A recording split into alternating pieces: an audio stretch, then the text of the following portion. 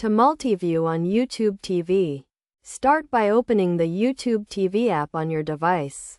Navigate to the Live tab and select the plus icon to add a new stream. You can choose from available live channels or select from your saved favorites. Choose the first stream you want to watch and click on it to start playing. Then, navigate to the Live tab again and select the plus icon to add a second stream.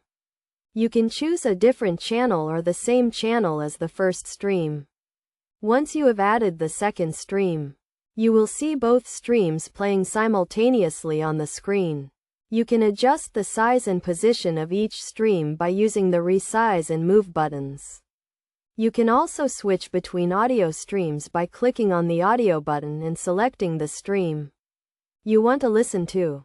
To remove a stream, click on the minus icon next to the stream. Multiview is available on select devices, including smart TVs, streaming devices, and mobile devices. To check if your device supports Multiview, go to the YouTube TV Help Center and look for the list of supported devices. When using Multiview, keep in mind that the quality of the streams may be reduced due to bandwidth limitations. To ensure the best viewing experience, make sure your internet connection is stable and fast.